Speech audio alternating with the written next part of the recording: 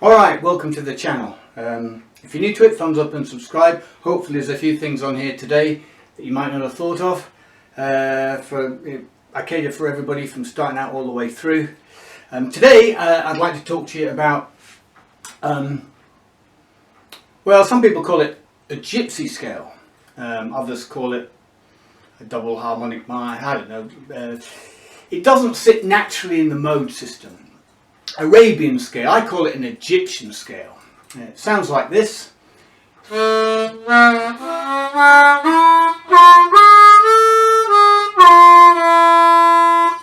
Yeah, or here.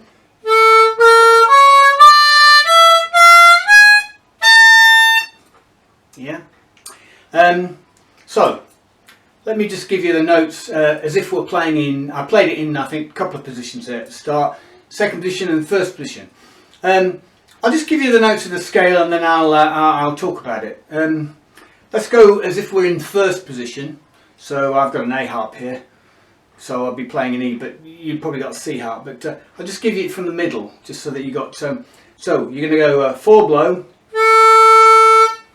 4 draw bend, 5 blow, 5 draw, 6 blow, 6 draw bend, 7 draw, 7 blow. I also played it at the bottom end as well here.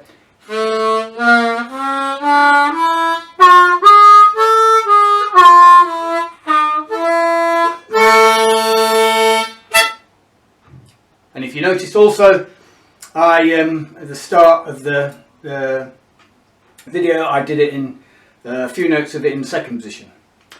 Now you can look at this particular scale a different way. It's not often used, it's very rarely quoted in blues, of course, but it's very useful. You can use it as a slightly comical thing, or you're trying to give somebody a message or something. You know, like when you watch these kind of James Bond films and the guy ends up in Cairo, it shows the plane land and then they cut the footage as he comes out of the airport. And sometimes in these countries they'll play that little riff, you know, getting that little sound going, that kind of thing, you know.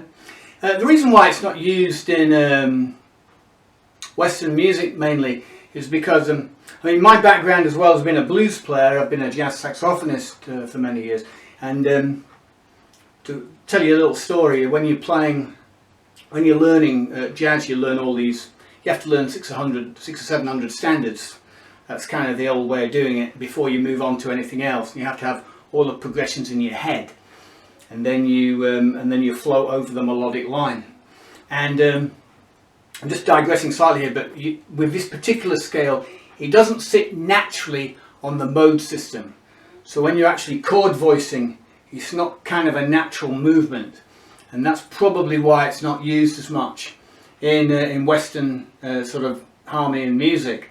It's obviously used in all the other countries, and lots of different countries, from Romania, fantastic countries, Russia, all those countries, they'll use that particular scale. It's not used as much over our way, but it's a great piece of kit to use, and you can use it as a little bit of fun.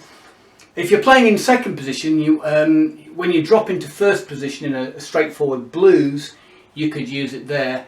And as I say, I was playing it in second position, so you could actually use it in second position. If you move it into third position, that might cause a little bit more, because you're going to have to put a 4 overblow in there, so you might want to ditch that one for now. I think fourth's alright, but you can do it, you know. But it's just a nice little, it's different, and it's something that you could employ quite easily without people changing their ways. Because sometimes you might be playing in a duo with a guitar player who, if there's only 2 of you, he should voice, even in blues, he should do quite a lot more voicings rather than chinking what we call, well, not quite cowboy chords, but he's just using the 7th chords. Might not give you too much to float off for your creativity. Sometimes it can spark you by switching into something as kind of simple as this. So I call it an Egyptian scale anyway. Now, if you, depending on how you've come to music, I have a lot of students who come to this thing without having any formal music background, and that's great. We talk in steps and we talk in half steps, or in my country a lot of traditional people have been brought up with tones and semitones. It's the same thing, but if you're not musically orientated on this, everybody talks in steps and half steps. But if you're aware of the major scale,